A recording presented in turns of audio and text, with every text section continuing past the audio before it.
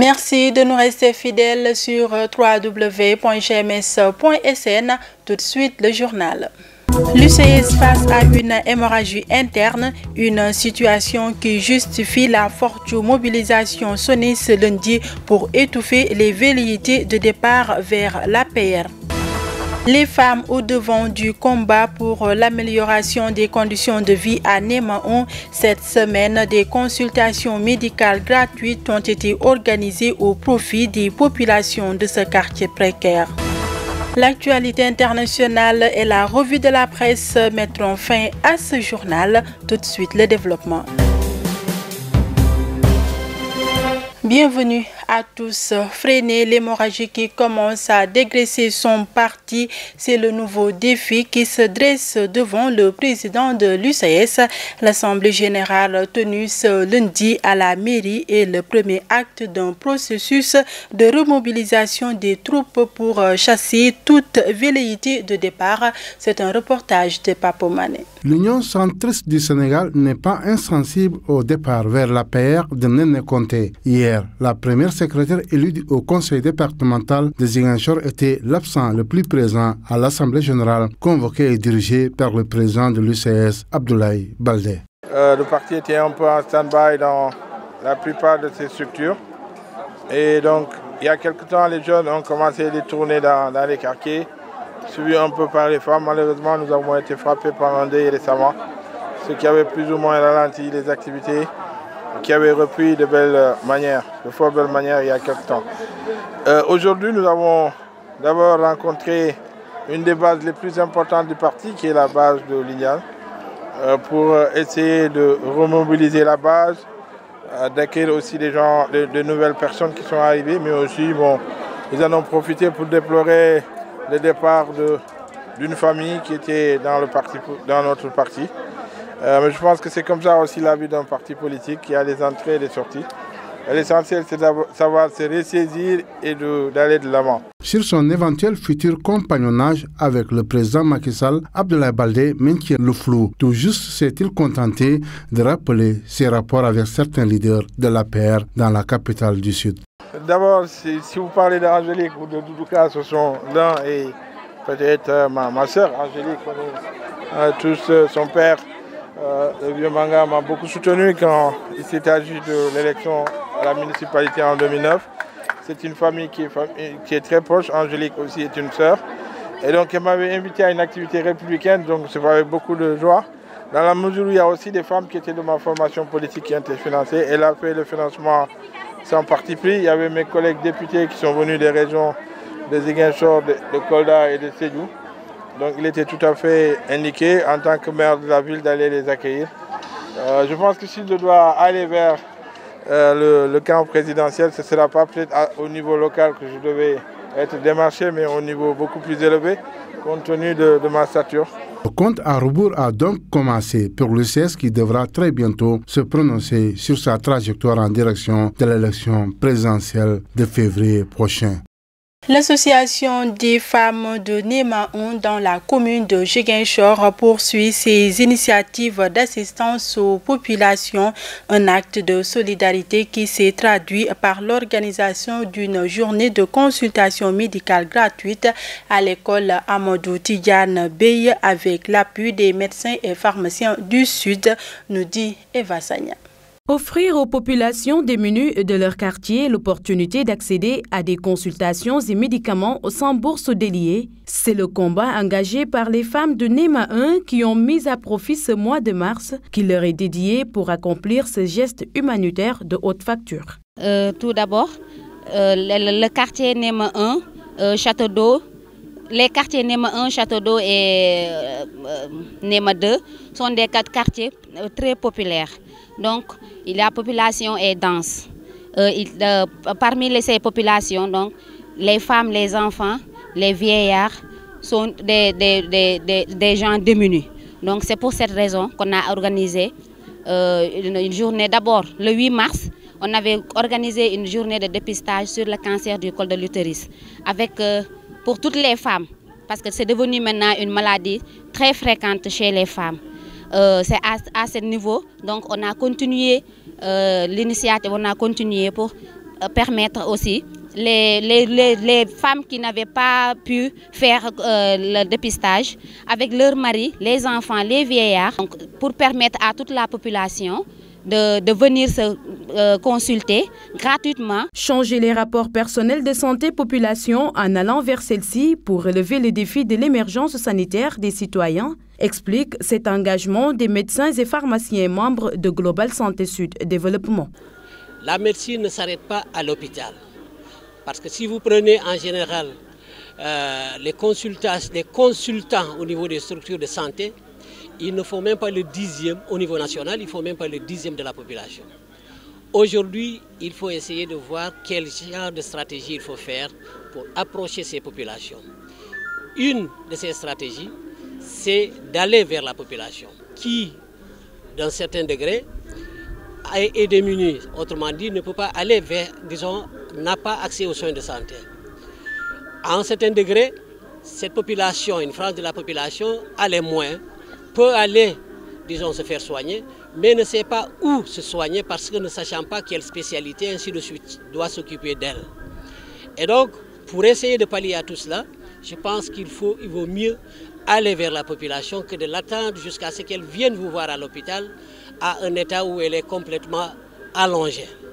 Donc aujourd'hui, il est le devoir du médecin de faire une approche de proximité pour venir à bout de l'état de santé de la population ici, disons au niveau national. Rappelez que plusieurs médecins de spécialités différentes ont à l'occasion permis aux centaines de patients venus se faire examiner de bénéficier d'un traitement de conseil pour rester en bonne santé.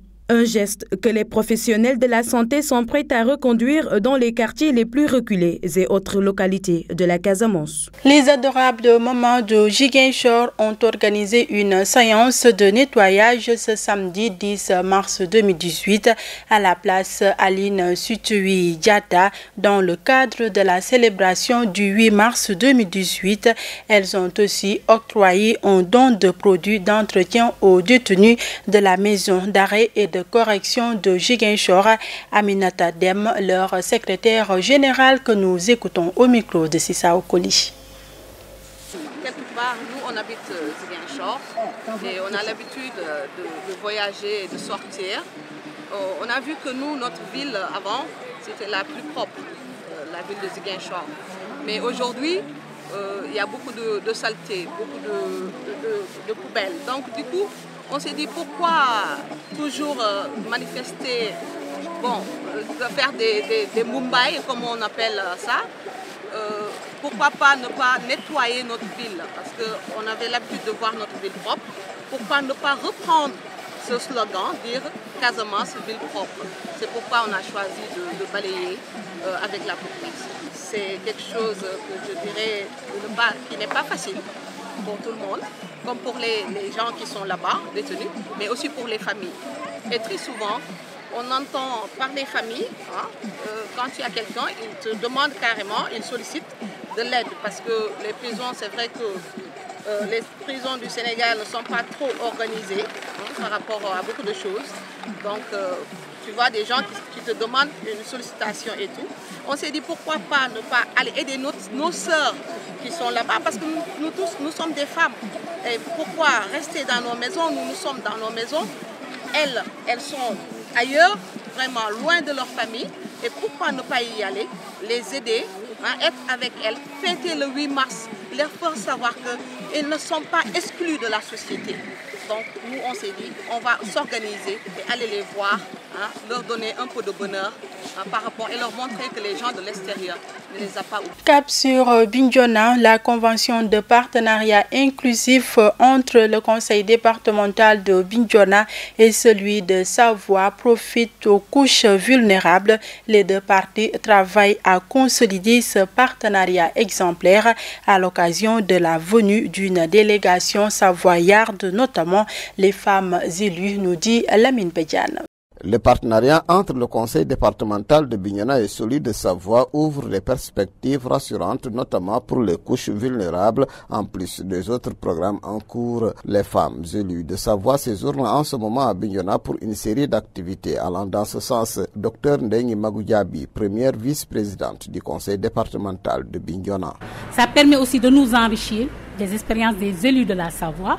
Et également, nous aussi, disons, de partager nos préoccupations en tant qu'élus. Voilà, certes, les deux pays ne sont pas de la même dimension, mais c'était très important aussi d'écouter nos sœurs, leurs préoccupations et de les échanger. Donc je pense bien que là, actuellement, on a vraiment jeté les jalons d'une nouvelle coopération, donc qui sera vraiment de plus en plus enrichissante. Pour la partie savoyarde, ce partenariat vieux d'une trentaine d'années est la preuve qu'il est utile et peut aller encore plus loin. L'action sociale occupera désormais une bonne place dans la convention qui lie les deux parties et c'est pour cette raison qu'un appui a été remis pour soutenir les femmes et les enfants en difficulté. Christiane Brunet, vice-présidente du conseil départemental de Savoie. En allant à Ziguinchor visiter ce centre d'écoute qui protège les femmes qui sont victimes de violences. Nous savons aussi qu'il y a un centre de ce type qui fait beaucoup de prévention à Bignona, qui existe. Alors ce soir, oui, de façon tout à fait symbolique, mais ça va se traduire par une vraie réalité. Nous allons remettre un chèque pour venir soutenir ces populations qui à un moment sont victimes de violences, ces femmes qui à un moment sont victimes de violences, pour qu'elles soient prises en charge le mieux possible, dans la proximité et le plus vite possible. Ce séjour des partenaires de Savoie est mis à profit par le conseil départemental de Bignona pour consolider un compagnonnage qui a traversé plusieurs générations. GMS Bignona, Lamine Badiane. L'actualité nationale, c'est l'affaire de Cheikh Tidiane Cissé. Jusque-là, à l'étranger, les élections sénégalaises se déroulaient dans 41 pays. Les choses vont changer dès la prochaine élection présidentielle. 6 nouveaux pays se sont ajoutés à la carte électorale. Il s'agit du Brésil, de l'Argentine pour la zone Amérique-Océanie, de la Chine, des Émirats arabes unis et du Japon pour Asie-Moyen-Orient, de la Turquie pour l'Europe de l'Ouest, du Centre et du Nord. Ces pays élargissent la carte électorale à partir du moment où plus de 200 Sénégalais s'y sont inscrits. Nouvelle nationale toujours, 489, c'est le nombre de Sénégalais qui sont écroués derrière les barreaux italiens. La révélation est d'Ali Baba Faye, un des membres du cabinet du vice-ministre italien de l'Intérieur. 78% à 79% de ces arrestations concernent le trafic de drogue. Pour les autres délits, ces Sénégalais ont été arrêtés pour outrage à agent dans l'exercice de ses fonctions ou vente de produits de contrefaçon. Éducation, c'est comme si les élèves du Sénégal se sont donné un même mot d'ordre. Les élèves de Guédiawaye ont envahi les rues, alors qu'au même moment, à Fatick, les forces de l'ordre dispersaient à coups de lacrymogènes les lycéens qui étaient en train de faire sortir des classes les élèves de l'élémentaire. C'est général. La marche des élèves à Thiaroye, la police est déployée juste au rond-point qui mène vers le péage de l'autoroute à Fass Mbao. Les élèves se mobilisent à quelques mètres du camp de la gendarmerie sur la route en quittant le rond-point Keur Massar vers Fass Mbao. C'est une foule d'élèves des différentes écoles de la localité qui marchent vers ce qui semble être leur point de rencontre. Le motif de ces apprenants est le même, un retour à la normale des cours perturbés par les grèves des syndicats d'enseignants, ces derniers étant en bras de fer avec l'État du Sénégal. En sport, lutte avec frappe. Le CNG a frappé très fort. L'instance dirigeante de la lutte vient de suspendre l'Acte 2 pour 1 an ferme. Donc, jusqu'au mois de mars 2019, le Waalo n'a pas le droit d'honorer un combat officiel. L'Acte 2 paye pour ses propos durs tenus contre les responsables de la lutte après sa défaite contre Modulo. Il laissait entendre que ces derniers manquent d'impartialité. L'Acte 2 a été entendu samedi 3 mars par le CNG. Lors de son audition, il était accompagné de son manager Mohamed Ali et du représentant du président de son écurie. L'actualité internationale de ce mardi 13 mars 2018 nous mène en Birmanie, en Éthiopie et au Moyen-Orient. Synthèse de Eva Sagna. En Éthiopie, 38 personnes, dont 28 hommes et 10 femmes, ont été tuées dans un accident dans le nord de l'Éthiopie. Les passagers ayant survécu au nombre de 10 souffrent de blessures graves et légères. La plupart des victimes sont des étudiants d'université. Selon une source, le bus voyageait vers l'est lundi entre les villes de Mekane Salam et Désir. Lorsqu'il est sorti de la route dans les circonstances encore inconnues, de nombreuses personnes en Éthiopie, deuxième pays le plus peuplé en Afrique, utilisent les bus pour les longs trajets. Le réseau routier a été largement rénové et étendu ces dernières années, mais les bus sont souvent vétustes. En Birmanie, chassés de Birmanie, les Rohingyas pourront-ils retourner dans leur village? Cette perspective semble s'éloigner au vu des preuves réunies dans un rapport d'Amnesty rendu public lundi, attestant que les autorités construisent sur leur terre. Les images satellites publiées lundi dans le rapport d'Amnesty International montrent un village de Rohingyas Kania dans la région de Mongdaw réduit en cendres lors des violences de 2017. Même constat dans le village de Indin, devenu tristement célèbre depuis que l'armée birmane y a admis l'exécution de 10 Rohingyas en septembre 2017. Ici aussi, les photos illustrent des travaux de construction d'une nouvelle base militaire, là où se trouvait le quartier Rohingya.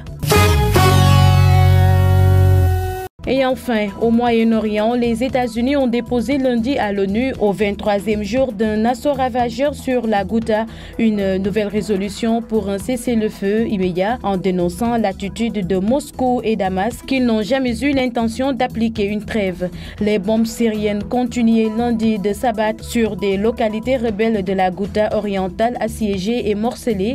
Depuis plus de 3 semaines, 1170 civils ont péri, dont 241 enfants et plus de 4400 ont été blessés depuis le lancement d'une campagne aérienne d'une rare intensité suivie d'une offensive terrestre par des forces du président Bachar al-Assad, selon l'Observatoire syrien des droits de l'homme. À présent, nous accueillons Sissa Okoli pour la revue de la presse.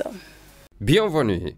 Les quotidiens parus mardi mettent le focus sur la réaction de l'ex-président Maître Abdoulaye Wade sur l'audit du fichier électoral sénégalais par l'Union européenne. Pour l'AS, Wade donne 0 aux experts européens, faisant dire aux témoins que Maître Wade démonte le rapport des experts de l'Union européenne et parle de tromperie et d'escroquerie. Du fait de l'autorité que lui confère son statut de professeur de statique, il juge ce rapport scientifiquement nul et décerne la note 0 à ses auteurs, renchérit le témoin quotidien. Abdoulaye Wade met du sable dans le mécanisme sophistiqué du fichier électoral de son successeur Macky Sall. À en croire l'ancien président de la République, le gouvernement est le véritable commanditaire et responsable de ce piètre rapport indigne de spécialistes qui se respectent, écrit le même journal. Il ajoute que pour l'ancien président, le rapport des experts de l'Union européenne qui estimait que l'actuel fichier est fiable à 98% comporterait une faiblesse méthodologique qui le vicie fondamentalement. Wade brûle le rapport de l'Union européenne, renchérit Vox Populi. Sud Quotidien parle du maintien et de la persistance de l'arrêté interdisant